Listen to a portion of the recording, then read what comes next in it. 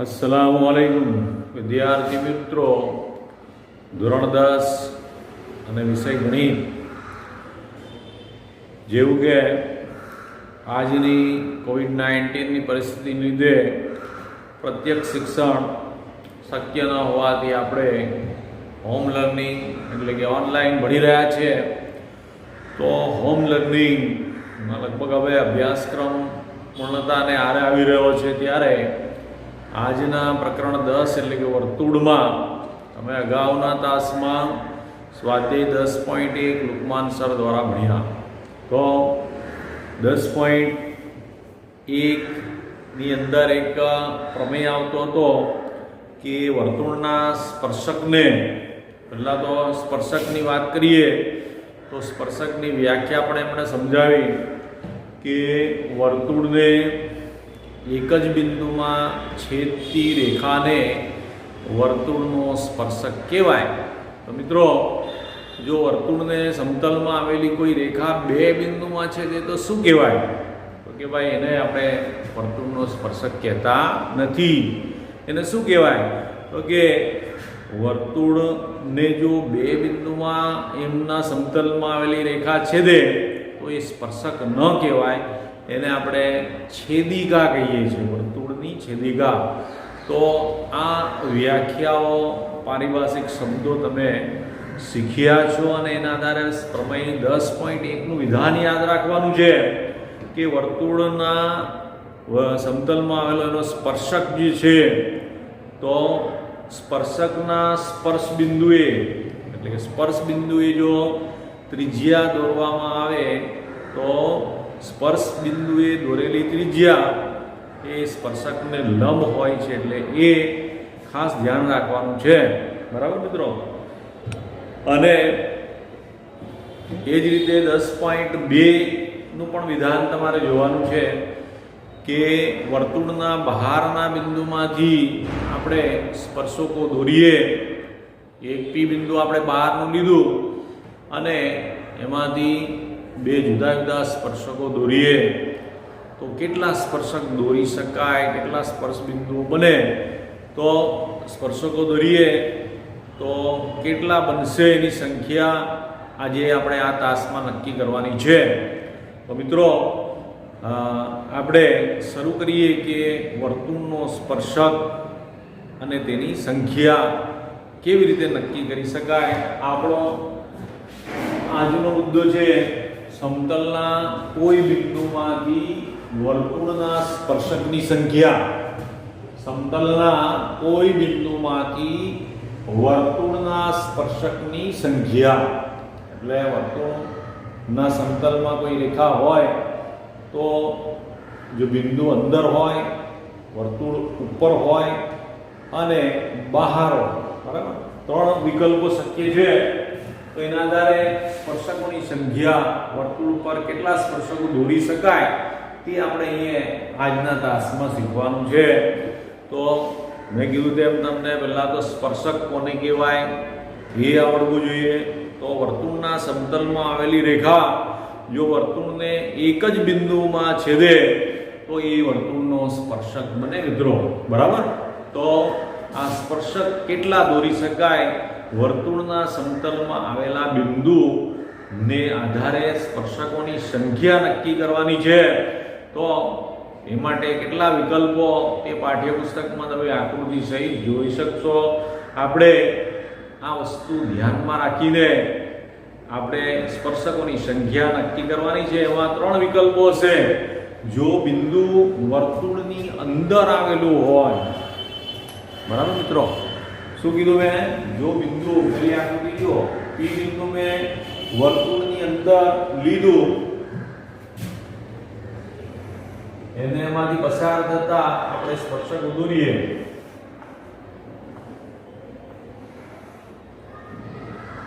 બરાબર? જો બિંદુ વર્તુળની અંદર આવેલું હોય તો એમાં પસાર થતી રેખાઓ દોરો. તો સ્પર્શકની વ્યાખ્યાનો કન્સેપ્ટ તમને બરાબર ક્લિયર હોવો જોઈએ કે સ્પર્શક કોને કહેવાય. તો કે એવી રેખા કે જે વર્તુળને એક જ બિંદુમાં છેદતી હોય. તો અહીંયા દોરેલી રેખાઓ નામ આપી, આ એલ રેખા અહીંયા પણ છેદે, અહીંયા પણ છેદે છે. કેટલા બિંદુમાં છેદી? બે. આને હું n નામ આપું છું. અહીંયા પણ છેદે છે, અહીંયા પણ છેદે છે. તો બે બિંદુમાં છેદી. ત્રીજીને n નામ આપું. અહીંયા પણ છેદે છે, અહીંયા પણ બે બિંદુમાં છેદે છે. તો મિત્રો વર્તુળને બે બિંદુમાં છેદતી રેખા સ્પર્શક કહેવાય.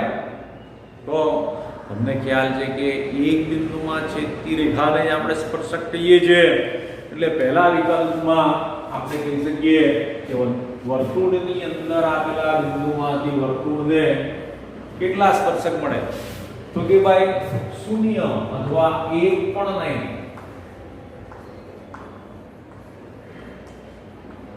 સ્પર્શક એક પણ મળે નહીં જો બિંદુ અંદર આવેલું હોય તો.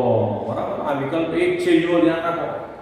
તો જો વર્તુળની અંદર બિંદુ આવેલું હોય તો આપણે એ વર્તુળને એક પણ સ્પર્શક દોરી શકીએ નહીં. શું દોરી શકાય? બે બિંદુમાં છેદતી રેખાઓ મળે, એટલે કે છેદિકાઓ મળે, પણ એક પણ સ્પર્શક હોય નહીં.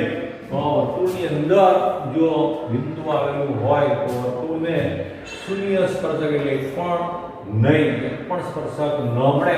બરાબર. તો હવે વિકલ્પ નંબર 1 માં તમને ખ્યાલ આવી ગયો કે જો બિંદુ અંદર હોય તો એક પણ સ્પર્શક મળશે નહીં. આગળ વધીએ. બિંદુને આપણે વિકલ્પ નંબર 2 કે બિંદુ આપણે વર્તુળની ઉપર લીધું. વર્તુળને બિંદુને ઉપર લીધું તો વર્તુળ પરના બિંદુએ વર્તુળને ખાલી જગ્યા સ્પર્શક મળે. તો હું પ્રયત્ન કરું છું P બિંદુ ઉપર લીધું અને એમાંથી પસાર થતી એક રેખા દોરી, L નામ આપો. બરાબર.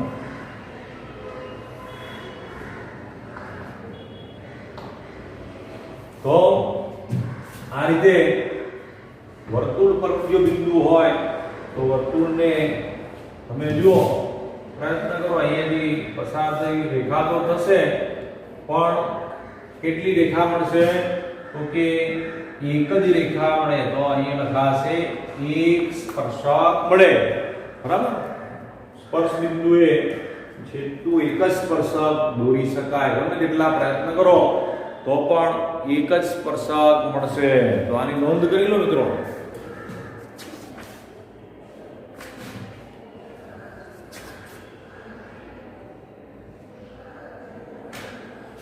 તો તમે જોયું કે આપણે વર્તુળ પરનું બિંદુ લીધું તો એક જ સ્પર્શક મળે. અહીંયા લખી શકાય એક અને માત્ર એક. અનન્ય જો બિંદુ વર્તુળ પર જ હોય તો એક અને માત્ર એક, એટલે કે અનન્ય સ્પર્શક મળે એમ કહેવાય.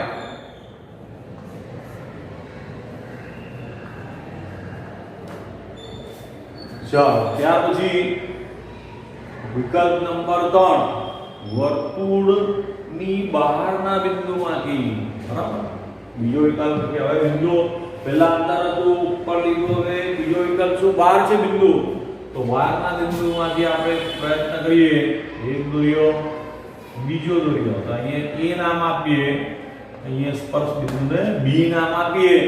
તો તમે કેટલા પણ પ્રયત્ન કરશો બહારના બિંદુમાંથી કેટલા સ્પર્શકો દોરી શકાશે? બે સ્પર્શકો દોરી શકાય. બરાબર છે મિત્રો. તો આ ત્રણ વસ્તુ ધ્યાન રાખવાની છે. સમતલના કોઈ બિંદુમાંથી મળતા વર્તુળના સ્પર્શકની સંખ્યા. બરાબર. જો બિંદુ અંદર હોય તો એક પણ સ્પર્શક મળે નહીં, શૂન્ય. બરાબર. છેદિકાઓ મળે પણ સ્પર્શક મળે નહીં. હવે બિંદુને આપણે અંદરથી બિલકુલ વર્તુળની ઉપર લઈ આવીએ તો પ્રયત્ન કરશો તો અહીંયાથી એક સ્પર્શક દોરી શકાય. બરાબર. તો એક સ્પર્શક મળે જો બિંદુ વર્તુળની ઉપર હોય. એક અને માત્ર એક, એને આપણે અનન્ય પણ કહીએ છીએ. અને વિકલ્પ નંબર 3 વર્તુળની બહાર જો બિંદુ હોય તો બિંદુ P બહાર લીધું અને આપણે પ્રયત્ન કર્યો તો P માંથી PA અને PB. બરાબર. બે સ્પર્શકો દોરી શકાય. તો આ મુદ્દો હતો કે ભાઈ વર્તુળના સમતલમાં આવેલા બિંદુમાંથી સ્પર્શક કેટલા દોરી શકાય? તો બિંદુનું સ્થાન મહત્વનું છે. જો અંદર બિંદુ આવેલું હોય તો એક પણ સ્પર્શક દોરી શકાય નહીં, છેદિકાઓ દોરી શકાય. જો વર્તુળની ઉપર આવેલું હોય તો એક અને માત્ર એક એટલે કે અનન્ય આપણે સ્પર્શક દોરી શકીએ. અને જો બિંદુ જે છે સમતલમાં હોય પણ વર્તુળની બહારના ભાગમાં હોય તો બહારના ભાગમાં તમે જોઈ શકો PA અને PB કેટલા સ્પર્શકો થયા? 2 સ્પર્શકો મળે છે. તો આ વસ્તુ મગજમાં ઉતારી લેવાની છે. બરાબર મિત્રો? એ સિવાય અગાઉ પ્રમેયની ચર્ચા કરી કે જો તમે આપણે અહીં કેન્દ્ર O લઈએ તો આ સ્પર્શ બિંદુ આગળ જો ત્રિજ્યા દોરવામાં આવે તો ત્રિજ્યા અને સ્પર્શક વચ્ચેનો ખૂણો કેટલો બને છે? કાટખૂણો બને છે 10.1. બરાબર? વર્તુળના સ્પર્શ બિંદુ આગળ જે સ્પર્શક હોય એ વર્તુળના ત્રિજ્યાને વર્તુળની ત્રિજ્યાને લંબ હોય એટલે કે એ બિંદુ આગળ કાટખૂણો બને છે. આ તમે બુકમાન સર દ્વારા સમજાવવામાં આવ્યો છે. ભૂલી ગયા તો ફરીથી યાદ કરી લો. તો આનો ઉપયોગ હવે આપણે સ્વાધ્યાયની અંદર કરવાનો રહેશે. 3 વસ્તુ 10.1 અને 10.2 10.2 નો પણ વાત કરી દો તો કે ભાઈ વર્તુળના બહારના બિંદુમાંથી સ્પર્શકો દોરવામાં આવે તો એ જે સ્પર્શકો વચ્ચેનું જે અંતર છે એ સમાન થાય. PA = PB આ રીતે લખી શકાય. અથવા અહીંયા જો T1 લખવામાં આવે અહીંયા T2 લખવામાં આવે તો PT1 = PT2. તો વર્તુળના બહારના બિંદુમાંથી સ્પર્શ બિંદુ સુધીનું અંતર સમાન હોય છે. પ્રમેય 10.2. બરાબર? તો આ માત્ર વિધાનો યાદ રાખવાના છે. અભ્યાસક્રમમાંથી એમની સાબિતી આ વર્ષ પૂરતું એને બાકાત કરવા એટલે રદ કરવામાં આવ્યું છે. તમારે એની સાબિતી તૈયાર કરવાની નથી મિત્રો. તો સાબિતી ભલે ન હોય પણ એનો ઉપયોગ તમારે દાખલાઓમાં આવશે. અને એ તમને નહીં આવડે કે ભાઈ અહીંયાથી આ અંતર કેટલું, અહીંયાથી આ અંતર કેટલું, તો PA બરાબર આ બહારના બિંદુમાંથી સ્પર્શક દોર્યો તો સ્પર્શ બિંદુ સુધીનું અંતર કેવું થશે? સરખું થશે. PA = PB. તો આની નોંધ કરી લો. તો ફરીથી વિદ્યાર્થી મિત્રો આપણે સ્પર્શકોની સંખ્યા, વર્તુળની અંદર આવેલા બિંદુની કેટલી, વર્તુળ પર બિંદુ હોય તો કેટલા, અને ત્યાર પછી વર્તુળની બહાર હોય તો કેટલા. તો અનુક્રમે વર્તુળની અંદર હોય તો એક પણ સ્પર્શક ન દોરાય, છેદિકાઓ દોરાય. વર્તુળની ઉપર હોય તો એક અને માત્ર એક અનન્ય સ્પર્શક મળે. અને જો વર્તુળની બહાર જો બિંદુ હોય તો બહારના બિંદુમાંથી 2 સ્પર્શકો દોરી શકાય. તો આ અચૂક તમે નોંધ કરી હશે. હવે આગળ વધીએ. સ્વાધ્યાય આવે છે 10.2. દાખલા નંબર 1 માં 1 થી 3 ખાલી જગ્યાઓ આપી છે અને એનું કારણ પણ આપવાનું છે કે તમારો વિકલ્પ પસંદ કરીને ખાલી જગ્યા, તો આ વિકલ્પ તમે પસંદ કર્યો તો એનો જવાબ કેમ આવે છે. તો પહેલા દાખલા ઉપર જઈએ. બરાબર? દાખલા નંબર 1 ની વાત કરીશું. 1 થી 3 સાચો વિકલ્પ પસંદ કરો અને તે માટે કારણ આપો. બરાબર? તો પહેલું છે બિંદુ Q માંથી દોરેલા વર્તુળના સ્પર્શકની લંબાઈ 24 સેન્ટીમીટર. બરાબર? અહીં આપણે એક આકૃતિ કાચી દોરીશું. વર્તુળ દોર્યું, એની બહાર Q બિંદુ લીધું. બરાબર?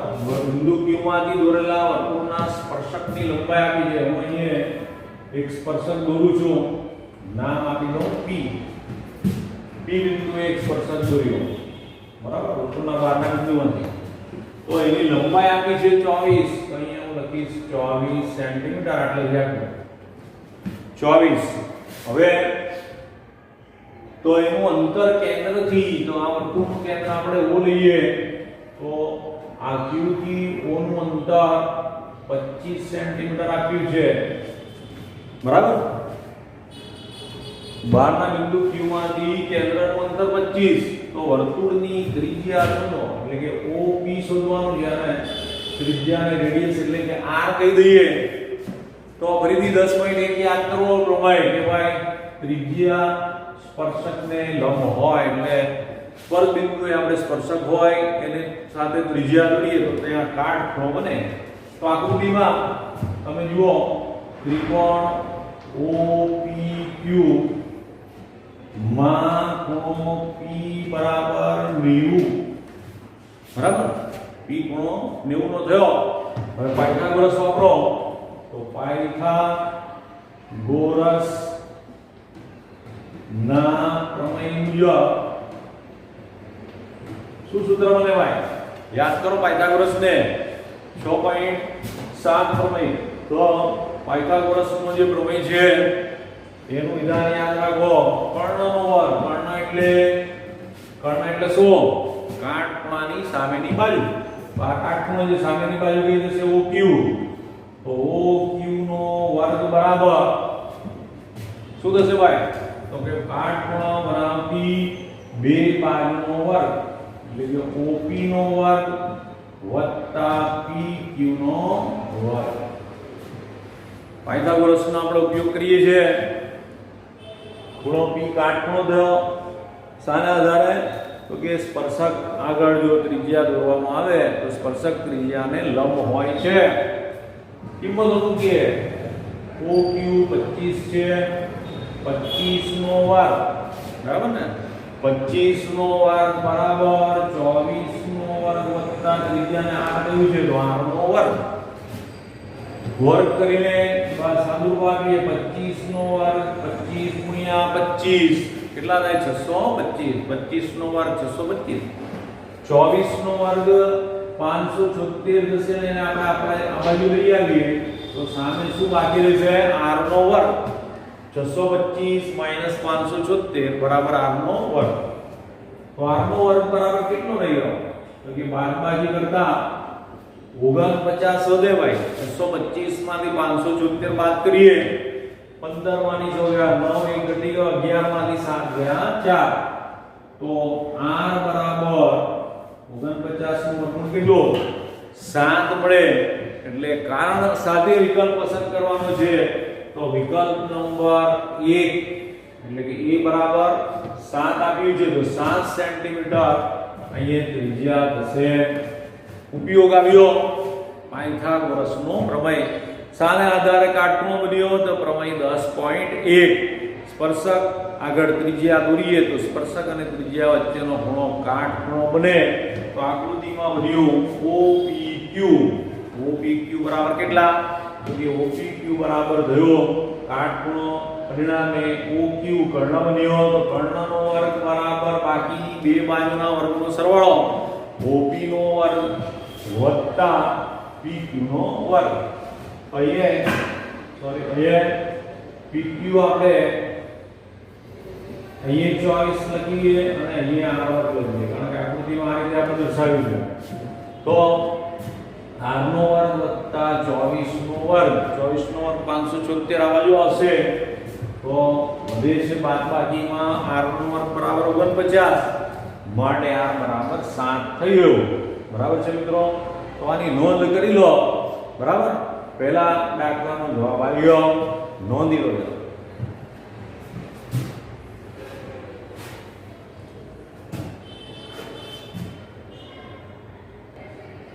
તો મિત્રો પહેલાનો ઉકેલ આપણે શોધી કાઢ્યો. ખાલી જગ્યા નંબર 2 એટલે પ્રશ્ન 2 પર જઈએ. હવે પાઠ્યપુસ્તકમાં જો આ રીતે આકૃતિ આપી છે. જો TP અને TQ, આ TP અને TQ જો O કેન્દ્ર વાળા વર્તુળના ખૂણો POQ એટલે કે કેન્દ્ર આગળનો ખૂણો 110 બને તેવા સ્પર્શકો છે. તો PTQ એટલે આ ખૂણો શોધવાનો છે. બરાબર? યાદથી જુઓ.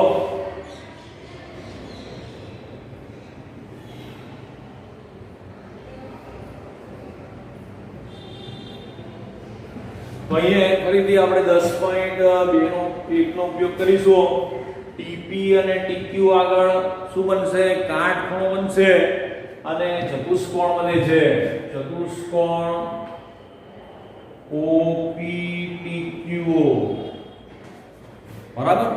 અને યાદ કરવાનું છે કે ભાઈ P પણ ત્રિજ્યાને સ્પર્શક છે અને q આગળ પણ ત્રિજ્યાને સ્પર્શક દોરેલો દેખાય છે.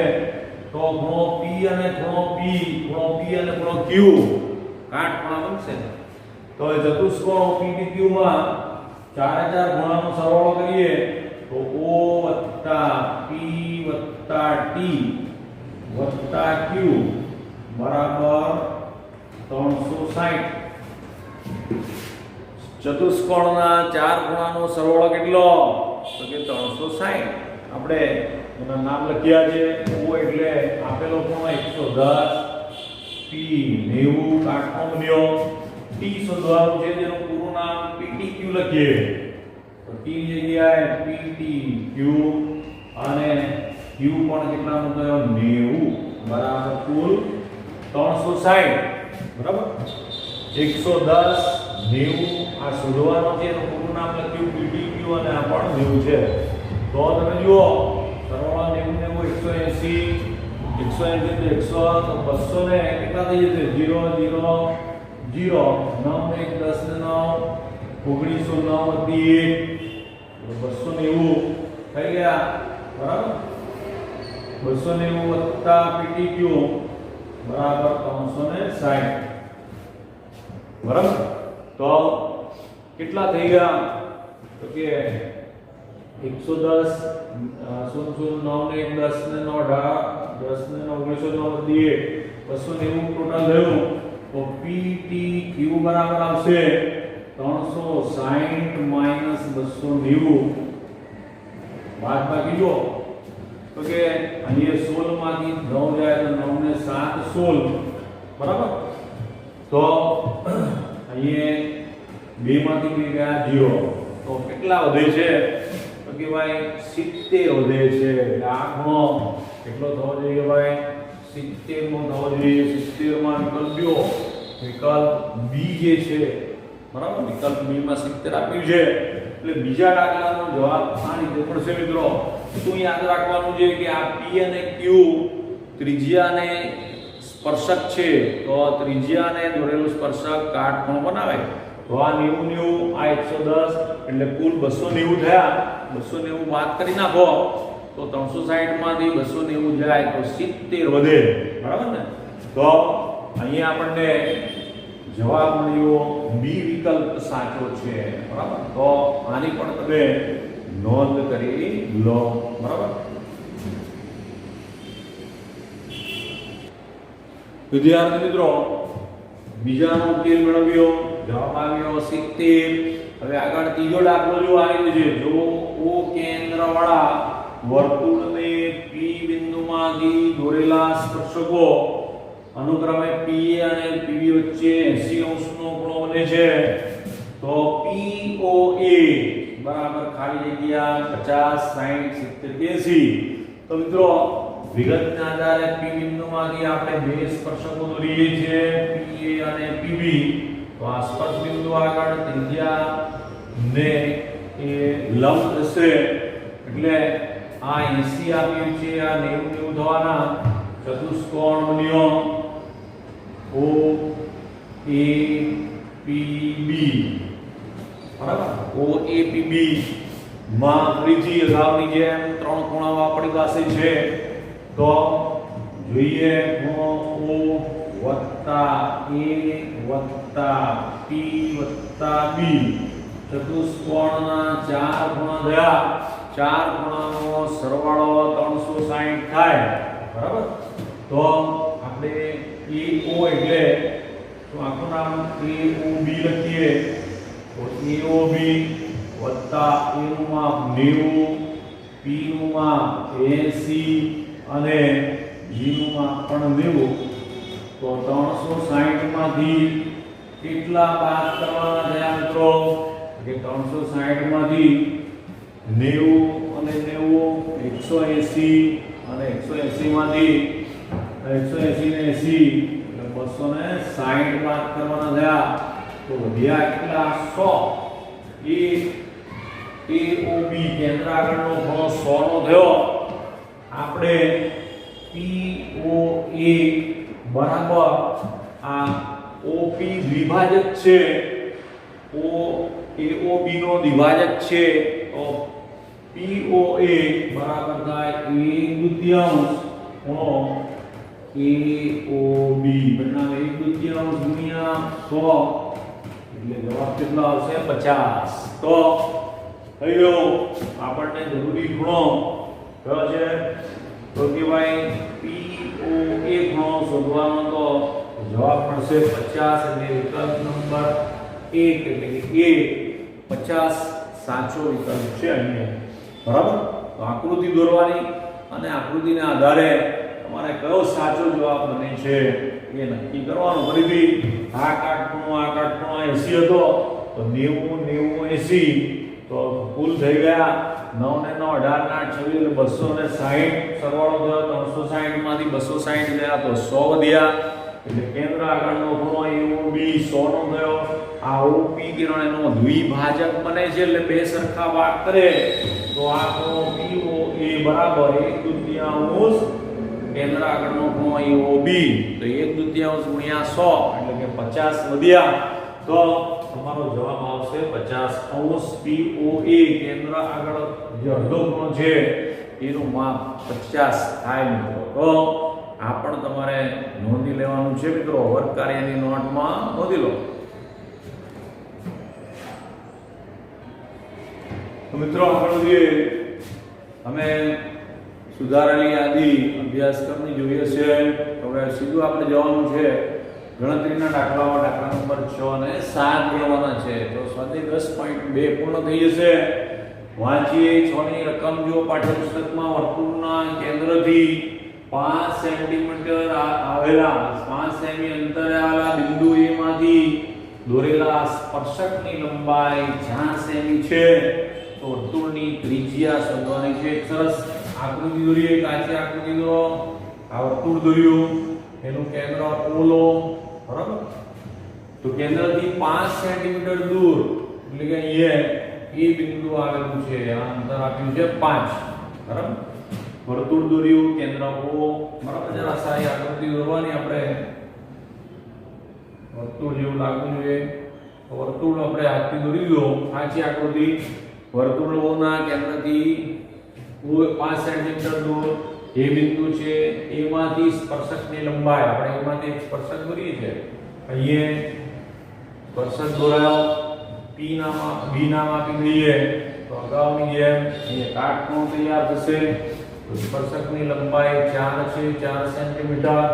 તો ત્રિજ્યા શોધવાની છે એટલે કે R લખીએ તો OB શોધવાનું છે. બરાબર. તો આકૃતિમાં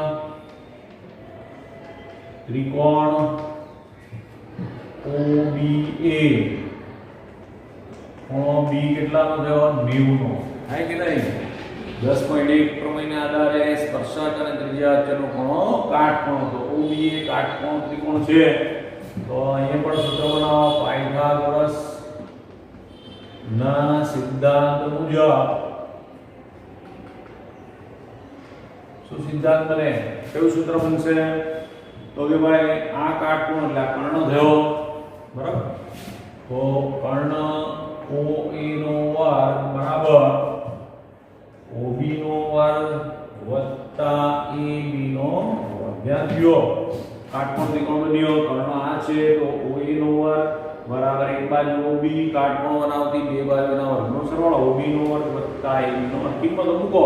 OA 5 છે તો 5 નો વર્ગ બરાબર OB ને આપણે ત્રિજ્યા એટલે કે R કહેવું છે તો R નો વર્ગ વત્તા 4 નો વર્ગ. બહુ સહેલી વાત છે. સાદી સંખ્યા છે. 5 નો વર્ગ થશે 25. 25 માઈનસ 4 નો વર્ગ 16 આ બાજુ લાવો તો ત્રિજ્યા R નો વર્ગ મળી જાય. 25 માંથી 16 ગયા 16 ને 9 25 તો R વર્ગ બરાબર 9. તો ધન સંખ્યા લઈએ ત્રિજ્યા R બરાબર 3 ખાલી 9. ત્રિજ્યા આ જે છે કેટલાની થશે 3. ત્રિપુટી તમે જાણો છો ભાઈ ખબર 3 4 અને 5. તો આ ત્રિજ્યા મળી ગઈ 3 સેન્ટીમીટર. એકદમ સહેલી વાત છે. હંમેશા અહીંયા તમારે પાયથાગોરસ નો સિદ્ધાંત બને છે એના આધારે આકૃતિમાં જે કાટકોણ ત્રિકોણ બને એ કાટકોણ ત્રિકોણનો ઉપયોગ કરવાનો અને આ પ્રવૃત્તિ કરવાની. છેલ્લો દાખલો બે સમકેન્દ્રીય વર્તુળો, એટલે પહેલા તો તમને સમકેન્દ્રીય વર્તુળ દોરતા આવડવું જોઈએ, બરાબર? સમકેન્દ્રીય વર્તુળ એટલે જેના કેન્દ્રો સરખા, બરાબર? તો એક કેન્દ્ર છે, નામ આપી દઈએ O. તો એકની ત્રિજ્યા, નાનાની ત્રિજ્યા 3 છે, જ્યારે મોટાની ત્રિજ્યા કેટલી? તો કે અહીં 3 લખીએ, અહીંયા 5 લખીએ, અને આ મોટા વર્તુળની જે જીવા છે એને નામ આપીએ AB. જો અહીંયા M નામ આપી દઈએ તો આ રીતે ત્રિકોણ તૈયાર થયો, OMA. કાટકોણ ત્રિકોણ બને છે ને, તો OM એ કાટકોણ ત્રિકોણ થયો. OM બરાબર 3, AM શોધવાનું, અને આ 5 છે. તો સહેલી વાત છે, આપણે આખી AM શોધીશું અને એને ડબલ કરીશું તો જીવા તૈયાર થઈ જશે, બરાબર? તો ત્રિકોણ OMA માં ખૂણો M બરાબર 90 માટે ફરીથી પાયથાગોરસ પ્રમાણે પાયથાગોરસ સિદ્ધાંત મુજબ શું સૂત્ર બને? તો સૂત્ર બનશે કર્ણ OA નો વર્ગ, OA નો વર્ગ બરાબર કાટકોણ કોણ બનાવે છે? OM અને AM. તો OM નો વર્ગ વત્તા AM નો વર્ગ, બરાબર?